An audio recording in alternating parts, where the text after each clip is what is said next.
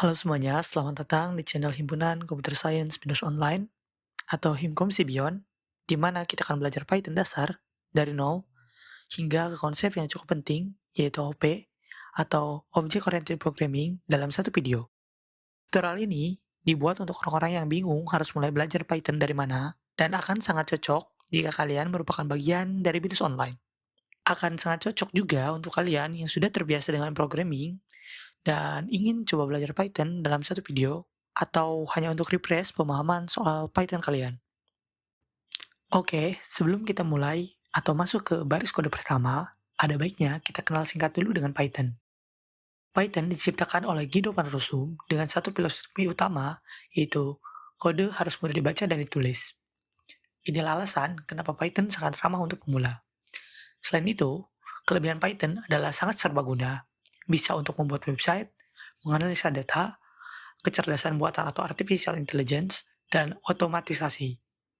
Python juga didukung oleh komunitas global yang sangat besar, memudahkan kita untuk bertanya dan mencari solusi untuk permasalahan di kode kita. Di BINUS sendiri, Python mungkin menjadi bahasa wajib yang cukup penting untuk beberapa mata kuliah. Contohnya, untuk beberapa mata kuliah matematika seperti kalkulus dan statistik, dan juga untuk beberapa mata kuliah yang berhubungan dengan artificial intelligence. Jadi, menguasai Python akan sangat membantu dan relevan dengan perkuliahan kalian di BINUS Online atau di BINUS University.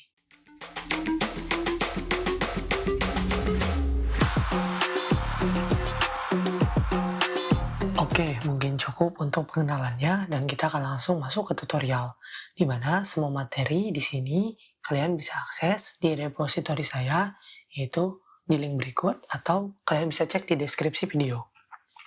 Nah, untuk tutorial ini sendiri kita akan menggunakan Google Colab sebagai platform untuk menjalankan kode Python kita. Kalian bisa langsung saja login dan membuat notebook baru.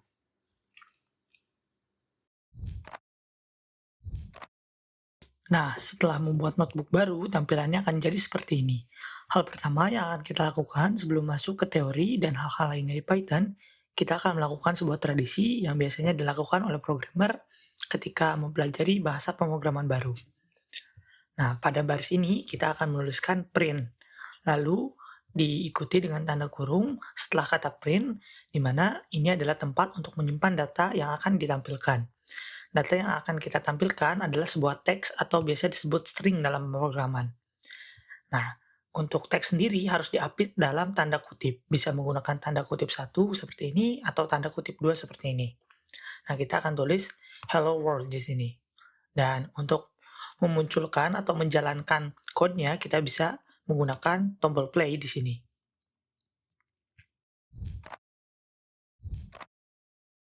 Oke, selanjutnya kita akan mempelajari basic data types. Setiap program pada dasarnya bekerja untuk mengolah suatu data. Oleh karena itu, langkah selanjutnya adalah kita harus mengenal jenis-jenis dan tipe data dasar yang ada di Python. Ada 4 tipe data dasar di sini. Saya akan tulis dulu print, di sini lalu type untuk mengecek tipe datanya. Nah, untuk tipe data pertama ada integer, yaitu bilangan bulat. Lalu untuk tipe data kedua ada float, yaitu bilangan desimal atau bilangan dengan angka di belakang koma. Untuk koma sendiri di pemrograman biasanya ditulis dengan titik. Lalu yang ketiga ada string. Nah, yang tadi biasanya ditulis di tengah-tengah kutip. Kutip 1 ataupun kutip 2. Lalu yang keempat yaitu ada boolean. Biasanya digunakan untuk perbandingan. Nilainya hanya ada true dan false.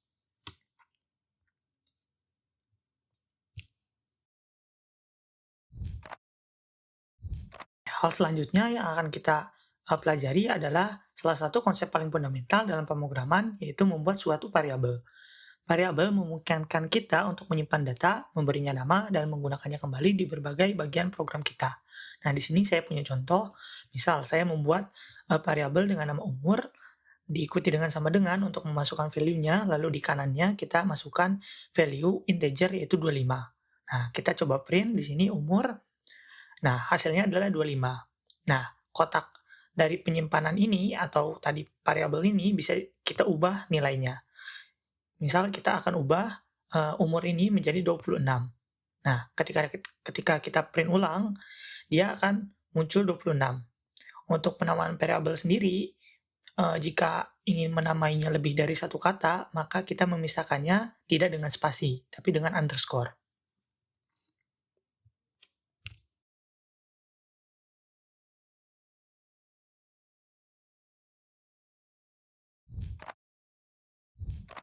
Oke, hal selanjutnya yang akan kita pelajari adalah arithmetic operator atau kalkulasi untuk number.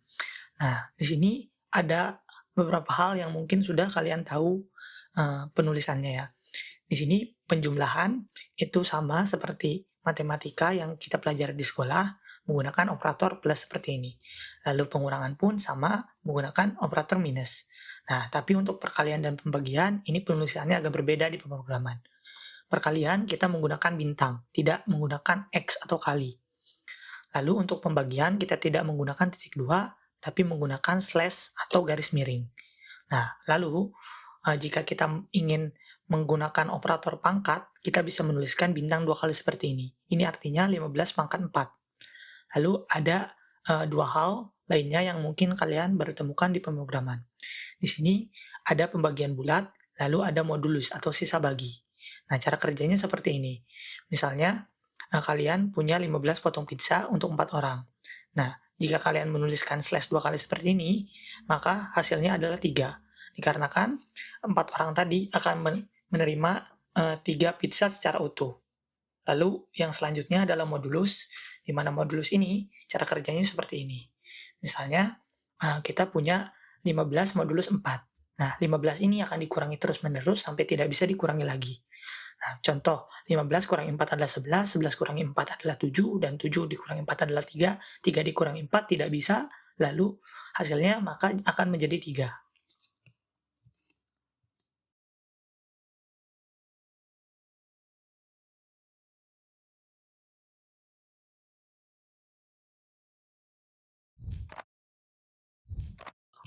Selanjutnya, hal yang akan kita pelajari adalah string method. Method adalah alat bantu untuk memanipulasi data. Nah, di sini kita akan mempelajari beberapa metode untuk memanipulasi string. Di sini ada beberapa yang akan saya jelaskan, yaitu yang pertama adalah upper. Upper mengubah semua teks di variabel kalimat menjadi huruf besar. Lalu ada lower, mengubah semuanya menjadi huruf kecil. Strip akan membersihkan spasi kosong yang ada pada teks. Lalu ada replace untuk mengganti kata di dalam teks menjadi kata lainnya. Lalu ada strip yang dijalankan di sini saya gabungkan dengan capitalize, di mana capitalize di sini berfungsi untuk mengganti huruf pertama pada teks menjadi huruf besar, sedangkan lainnya akan menjadi huruf kecil. Gunanya untuk penulisan yang baik dan benar biasanya.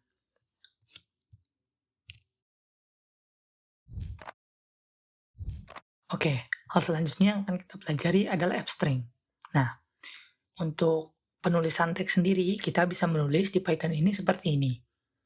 Misal, di sini saya ingin menulis nama saya, lalu umur saya dari variabel kita ambil. Nah, menulisnya akan seperti ini menggunakan operator plus untuk menggabungkan teksnya. Nah, ini akan sangat merepotkan tentu saja karena kita harus menuliskan operator plus berulang-ulang untuk menggabungkan teks. Nah, ada cara yang lebih mudah yaitu menggunakan app string. Caranya adalah dengan menulis app di awal sebelum kita menuliskan kutip di sini. Nah, jika kita menuliskan app seperti itu, maka kita telah menggunakan app string. Cara penggunaannya sendiri seperti ini. Jadi kita tinggal menulis nama saya, lalu jika ingin menampilkan atau memanggil sebuah variabel, kita tulis variabel tersebut di tengah-tengah kurung kurawal. Seperti ini. Nah, inilah fungsi app string, membuat kode kita jauh lebih bersih dan tidak perlu lagi mengubah tipe data angka menjadi string ataupun menggunakan operator plus untuk menggabungkan suatu teks.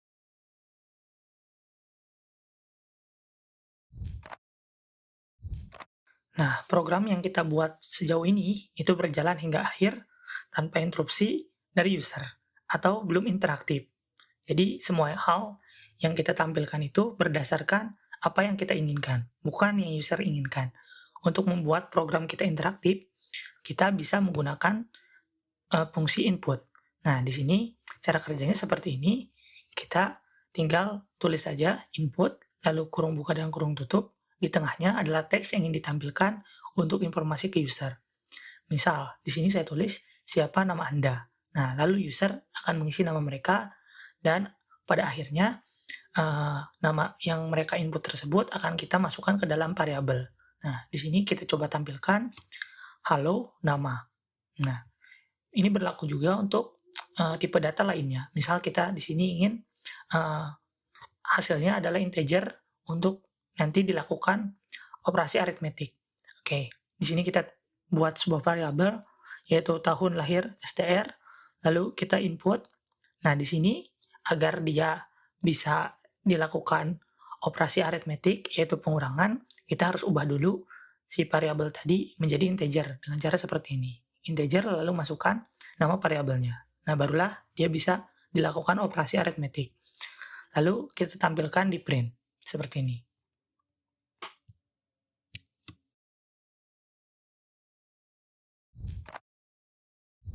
Hal selanjutnya yang akan kita pelajari adalah compression operator atau perbandingan. Nah, tadi kita sudah belajar cara program agar bisa menerima data dari user. Langkah selanjutnya adalah membuat program bisa mengambil sebuah keputusan. Nah, kita akan coba menulis variabel A di sini dengan isi 10, B dengan isi 12.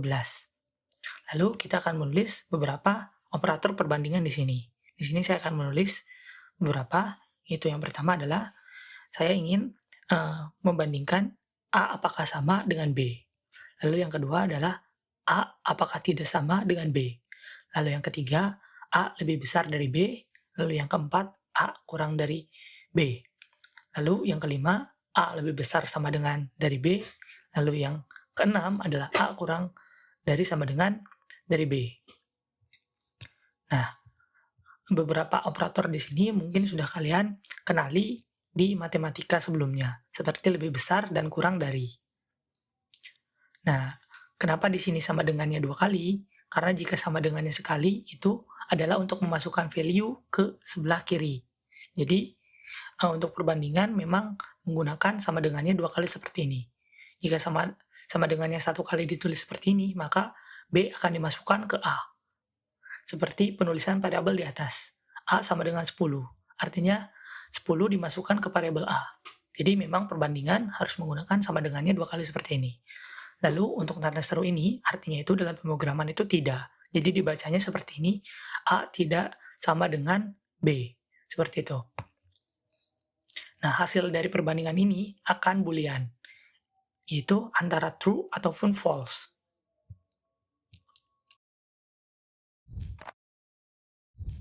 Oke, hal selanjutnya yang akan kita pelajari adalah logical operator. Nah, terkadang satu perbandingan saja tidak cukup dalam suatu kasus.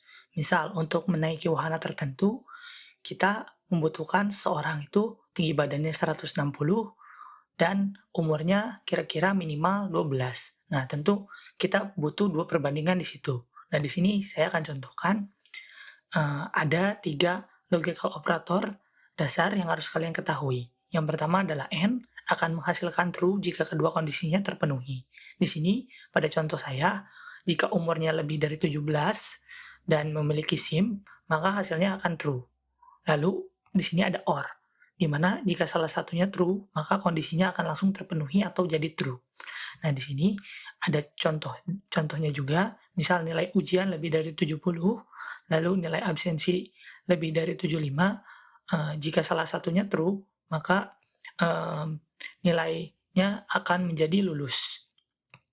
Lalu di sini ada not, yaitu operator ini hanya membalikan boolean. Jadi jika kalian ingin hasilnya adalah yang sebaliknya, maka kita bisa menggunakan not di sini. Misal di sini status SIM valid, di sini hasilnya adalah kita ingin statusnya valid, maka ditulis not false seperti ini. Mungkin saya akan contohkan di contoh-contoh nantinya. Oke, hal selanjutnya yang akan kita pelajari adalah percabangan atau pengkondisian di dalam suatu program. Nah, hasil perbandingan tadi biasanya digunakan di sini. True atau false-nya biasanya digunakan di if else. Oke, di sini saya punya contoh kode, nilai sama dengan 85, if nilai lebih dari sama dengan 90 akan menampilkan ini, if lebih dari sama dengan 80 akan menampilkan ini, dan if lebih dari sama dengan 70 akan menampilkan ini. Dan selain dari itu, akan menampilkan Anda perlu belajar lebih giat lagi. Oke, if akan dicek pertama karena dia adalah gerbang paling atas. Di sini, pada contoh ini, nilai lebih dari 90 diperiksa. Tapi karena 85 itu tidak lebih dari 90, maka di sini kondisinya adalah false. Jika false, maka dia akan lanjut ke kondisi selanjutnya. Di sini dicek lagi. If nilai lebih dari 80. Nah, 85 di sini lebih dari 80. Kondisinya adalah benar. Jadi di sini yang di print adalah bagus Anda mendapatkan nilai B. Nah, ketika nilai true di dalam suatu pengkondisian atau percabangan, maka akan berhenti di situ dan tidak lanjut ke pengkondisian selanjutnya. Nah, untuk menulis percabangan lanjutan atau hal lainnya yang harus dicek itu menggunakan elif seperti ini. Jadi, dia akan mengecek dulu dari atas, jika if-nya tidak terpenuhi, maka akan masuk ke elif. Akan masuk ke elif lagi, dan jika semuanya tidak terpenuhi, akan masuk ke else. Jadi else ini adalah kondisi yang dijalankan jika semua if-nya tidak terpenuhi.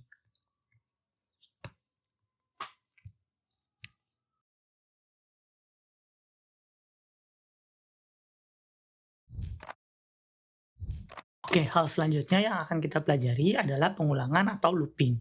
Nah, di sini kita akan belajar dulu yaitu for loops. Nah, di sini kita juga akan berkenalan dengan tipe data baru yaitu list. List sendiri merupakan suatu tipe data yang bisa menyimpan berbagai tipe data di dalamnya. Misal di sini kita bisa menyimpan 3 string sekaligus di dalam suatu list. Oke, cara membuatnya adalah dengan menggunakan kurung siku seperti ini atau square bracket. Di sini kita membuat suatu variabel yaitu daftar belanja lalu diisi dengan 3 buah string. Di sini saya masukkan ke dalam kurung siku yaitu string apple, roti, dan susu. Lalu di sini ada for loop. For loop digunakan untuk melakukan perulangan pada setiap item dalam sebuah koleksi data atau list. Perintah for item in daftar belanja di sini bisa dibaca sebagai untuk setiap item yang ada di daftar belanja akan diulang sampai itemnya habis. Jadi di sini pada putaran pertama dia akan mengambil apel.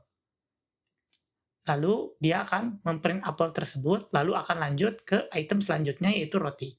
Akan diprint, lalu ke susu, dan seterusnya sampai item di dalam list habis.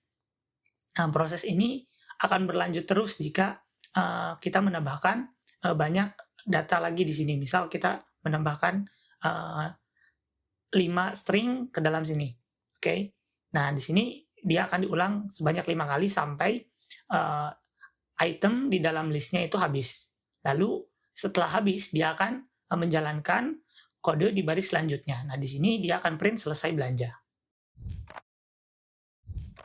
Oke, hal selanjutnya yang akan kita pelajari adalah while loops. Jika for loop sangat cocok digunakan ketika kita tahu pasti berapa kali kita ingin melakukan perulangan, nah while loops ini sangat cocok digunakan untuk perulangan yang tidak tentu. Atau kondisinya, selama kondisinya itu terpenuhi, dia akan terus berulang sampai kondisinya ini salah atau false. Nah, di sini saya ada contoh. Di sini ada hitungan mundur sama dengan 3, while hitungan mundur lebih dari 0. Nah, while akan terus-menerus menjalankan blok kode di dalam sini selama kondisi hitungan mundur lebih dari 0-nya itu bernilai true. Di sini hitungan mundur awalnya adalah 3 lebih dari 0 adalah true, maka program akan dijalankan mencetak 3 dan mengurangi variabel hitungan mundur dikurangi 1. Nah, di sini hitungan mundur kurangi sama dengan 1, ini maksudnya apa? Hitungan mundur sama dengan hitungan mundur kurangi 1.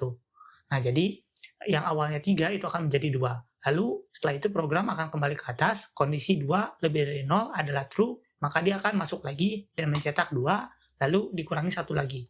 Menjadi 1, lalu seperti itu, sampai kondisinya itu 0 lebih dari 0, sekarang kondisinya itu false. Sehingga loop berhenti dan program menjalankan kode selanjutnya, yaitu meluncur. Selanjutnya yang akan kita pelajari adalah function. Seiring program kita yang menjadi semakin besar, kita mungkin akan menulis kode berulang kali di banyak tempat. Ini membuat kode kita tidak efisien dan sulit diubah.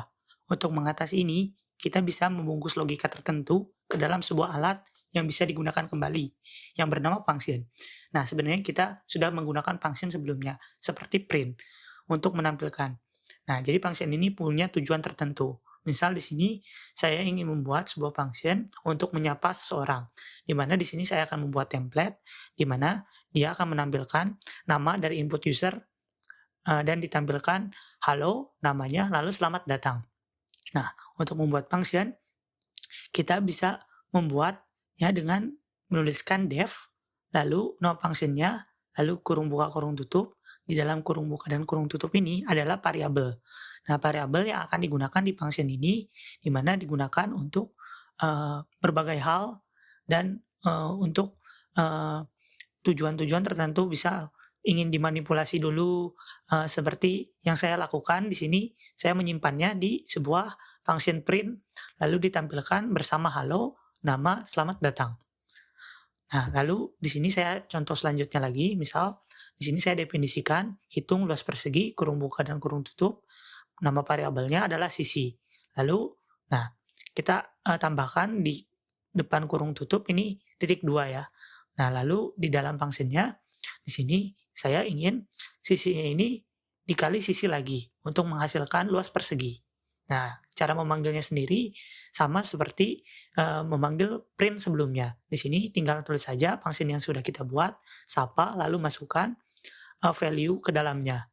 Nah, di mana di sini saya ingin memasukkannya ke variabel nama kan. Dan di sini saya memasukkan teks body, nanti teks bodinya akan dimasukkan ke variabel nama, lalu di print seperti ini. Oke, lalu selanjutnya di sini saya ingin memasukkan luas, memasukkan value ke dalam variabel luas dengan menggunakan function ini. Hitung luas persegi 10. Jadi variabel luas maksudnya isinya adalah 10 kali 10 yaitu 100. Di sini lalu saya print luas persegi dengan sisi 10 adalah variabel luas yang dimana sudah dihitung. Nah, ini coba kita rubah jadi 5 ya. Nah, di sini jadi 25. Oke, berarti kodenya sudah berjalan dengan baik. Oke, hal selanjutnya yang akan kita pelajari adalah built-in function. Selain kita bisa membuat sendiri sebuah function, sebenarnya Python ada beberapa function bawaan yang sangat berguna dan akan sering kita gunakan. Nah, di sini ada beberapa function yang ingin saya perlihatkan, yaitu diantaranya len, max, min, sum, dan sort. Oke, di sini ada len. Len bekerja untuk menghitung ada berapa item atau sesuatu di dalam len. Di sini misal ada variabel angka yang berisikan list dan variabel nama yang berisikan teks Python. Nah, di sini kita coba len angkanya, di mana jumlah item dalam list ada 5. Benar kan? Ada 5. Nah, lalu di sini len juga bisa digunakan untuk panjang teks Python. Nah, di sini panjang teks Python adalah 6. Di sini betul kan bahwa teks dari Python itu ada 5 huruf. Oke. Lalu selanjutnya ada nilai max untuk menentukan nilai tertinggi di dalam list. Lalu ada min untuk menentukan nilai terendah. Lalu di sini ada sum, itu untuk total atau menjumlahkan semua hal di dalam list. Lalu ada sorted untuk membuat list yang berurutan. Jadi di sini akan diurutkan dari 1, 3, 7, 9 ke 15. Oke, selanjutnya kita akan mempelajari range function, di mana for loop tadi sangat berguna ketika kita ingin melakukan perulangan pada item di dalam list.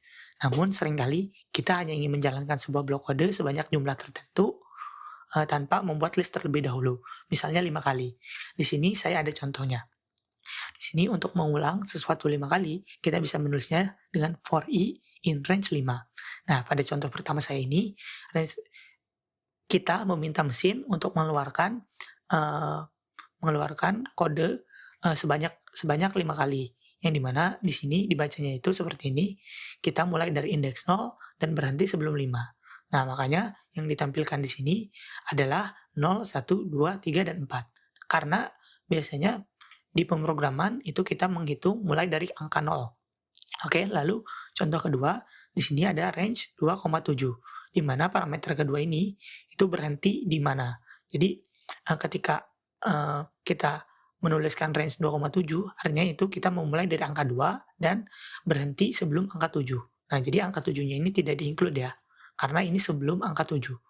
Nah, jadi yang dihasilkan ini sudah benar sebenarnya, 2, 3, 4, 5, dan 6. Lalu pada contoh ketiga, ini ada range 0,11,2, di mana argumen ketiga ini atau parameter ketiga ini adalah suatu lompatan, di mana kita memerintahkan komputer untuk mengeluarkan kode dari 0 sampai sebelum 11, tetapi dengan melompati 2 angka setiap kalinya. Nah, di sini makanya hasilnya jadi 0,2, 4, 6, 8, dan 10. Nah, hal selanjutnya yang akan kita pelajari adalah list and tuple. Nah, tadi kan kita sudah mempelajari list, yaitu cara menyimpan banyak data sekaligus ke dalam satu tempat. Nah, sebenarnya ada cara satu lagi, yaitu menggunakan tuple. Perbedaannya hanya di list itu bisa diubah-ubah nilainya sewaktu-waktu, sedangkan tuple itu immutable atau tidak bisa diubah lagi. Jadi ketika kita sudah membuat tuple ke dalam satu variabel, maka isi dari variabel tersebut sudah tidak bisa diubah lagi.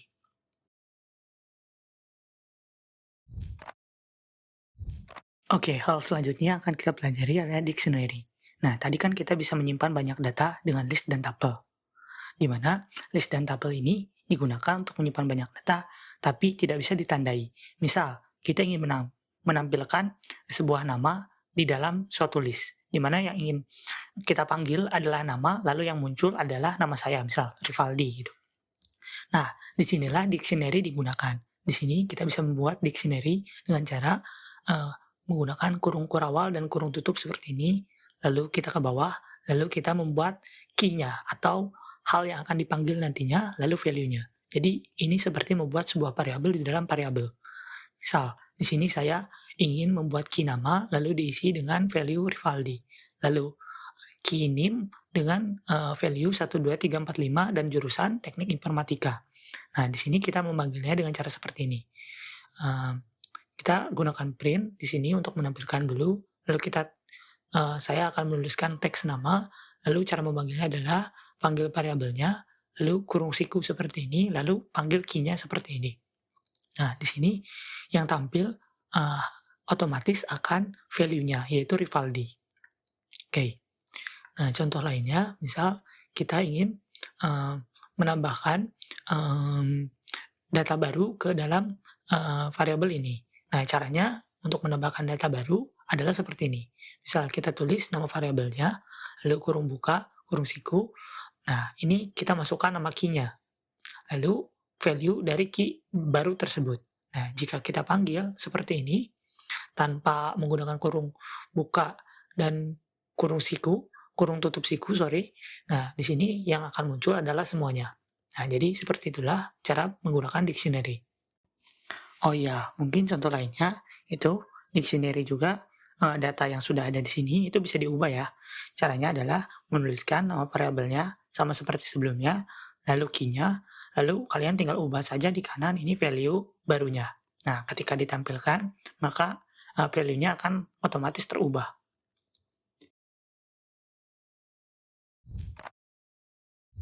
Oke, hal selanjutnya yang akan kita pelajari adalah set manipulation, di mana set ini sangat berguna untuk memanipulasi list dan dictionary. Di mana di sini ada dua contoh, di mana saya membuat variabel nomor undian yang berisikan list. Nah, di sini saya ingin menghilangkan duplikat pada angka 10 dan 25, di mana 10 dan 25 ini muncul dua kali di dalam list. Nah, caranya kita bisa menggunakan set, di mana kita di sini membuat variabel nomor unik, lalu memasukkan set di sini. Kita memanggil function set lalu memasukkan variabel nomor undian ke dalam function set tersebut. Nah, di sini otomatis ketika di print nomor unik, hasilnya angka 10 dan 25 yang duplikat tadi otomatis sudah tidak duplikat lagi atau unik. Lalu set juga sangat efisien untuk operasi himpunan. Contohnya di sini saya membuat dua variabel yaitu kelas A dan kelas B. Di sini saya menggunakan union yang akan menggabungkan semua nama dari kedua kelas tanpa ada duplikasi. Lalu di sini juga saya mencontohkan menggunakan intersection di mana akan mencari tahu siapa saja nama yang ada di kedua kelas tersebut. Dalam kasus ini adalah Budi. Jadi intersection ini digunakan untuk mencari suatu value yang ada di kedua hal gitu. di sini. Jadi, karena Budi ada di kelas A dan kelas B, maka Budilah yang ditampilkan pada print kedua ini. Hal selanjutnya yang akan kita pelajari adalah tipe data non, di mana non di sini adalah tipe data yang mempresentasikan ketiadaan nilai. Nah, bayangkan non ini adalah sebuah kotak hadiah yang sengaja dikosongkan. Kotaknya ada, tapi isinya itu masih kosong. Nah, di sini saya mencoba membuat variabel pemenang, di mana isinya adalah nol. Nah, biasanya digunakan, misal, di sini if pemenang is known adalah cara kita untuk mengetahui apakah kotak hadiah itu sudah diisi atau belum. Di sini karena pemenangnya belum ditentukan, nah jadi isi dari ini adalah true, di mana yang akan di-print adalah permainan masih berlangsung, belum ada pemenang. Nah, jadi non ini sangat cocok digunakan untuk nilai awal atau placeholder ketika kita belum menentukan tipe data tertentu untuk dimasukkan ke dalam variabel.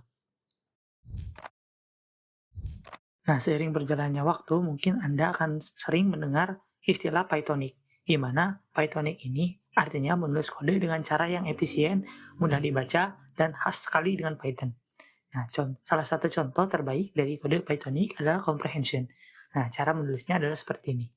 Oke, di sini cara biasa saya akan contohkan dulu menggunakan for loop, di mana di sini membutuhkan 3 baris untuk membuat list kuadrat biasa. Nah, jika ingin menggunakan comprehension, cara penulisannya adalah seperti ini. Nah, dibacanya adalah, buatlah sebuah list baru berisikan X pangkat 2 untuk setiap X yang ada di dalam list angka. Nah, ini sama dengan kode di atas ini. Jadi lebih efisien.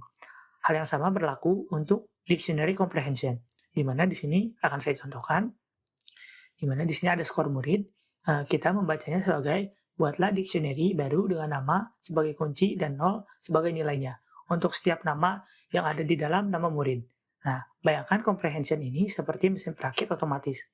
Alih-alih seorang pekerja memproses satu persatu seperti for loop, Anda cukup memasukkan semua bahan dan mesin langsung mengeluarkan hasilnya. Jadi, penulisannya pun lebih efisien dalam satu baris seperti ini. Hal selanjutnya yang akan kita pelajari adalah exception dan error handling, di mana program yang baik tidak akan crash atau berhenti tiba-tiba saat pengguna melakukan kesalahan. Misalnya, kita ingin pengguna memasukkan angka, tapi pengguna malah memasukkan teks. Nah, untuk membuat program kita lebih aman, kita perlu belajar cara menangani kesalahan atau exception ini, menggunakan try dan except.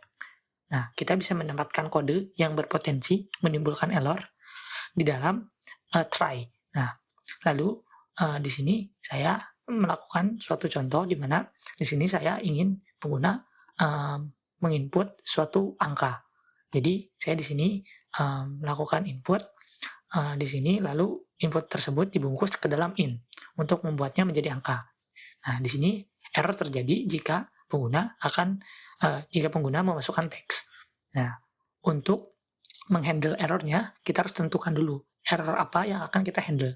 Di sini saya menghandle 2 error, di mana di sini jika value-nya bukan angka yang diinput oleh pengguna, maka dia akan memunculkan pesan error seperti ini. Harap masukkan angka yang valid, bukan teks. Nah, caranya tinggal tulis except, lalu di sini adalah exception-nya. Exception sendiri ada banyak. Di sini saya contohkan 2. Di sini exception untuk handle value error. Nah, jika pengguna memasukkan selain dari angka, maka dia akan memunculkan error message ini. Nah, lalu yang kedua, di sini ada saya handle zero division error, di mana di sini exception ini akan bekerja ketika pengguna memasukkan angka 0 atau 0. Nah, di sini pesan akan tampil seperti ini, error angka penyebut tidak boleh 0. Karena saya handle exception-nya untuk menghandle jika pengguna memasukkan angka 0. Oke, lalu selanjutnya ada else, di mana blok ini bersifat opsional dan hanya akan dijalankan jika seluruh blok try berhasil dieksekusi tanpa error sedikit pun.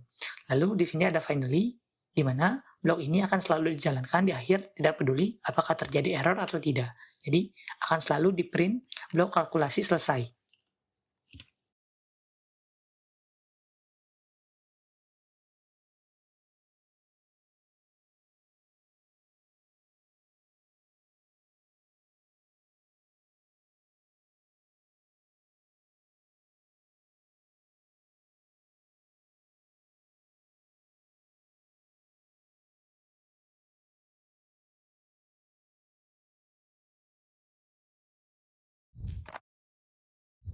Selanjutnya yang akan kita pelajari adalah modul dan imports. Seiring program kita yang semakin kompleks, kita pasti butuh fungsionalitas-fungsionalitas yang tidak tersedia secara default. Nah, untungnya Python datang dengan banyak sekali modul default dan kita juga bisa menambahkan beberapa modul lainnya di luar modul default yang ada di Python.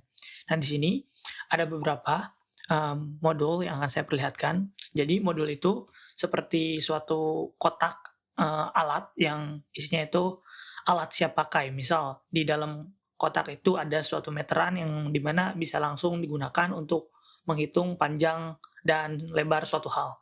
Oke, di sini ada beberapa hal, yaitu pertama ada modul math, lalu datetime, dan random, yang dimana modul-modul ini adalah bawaan Python ya.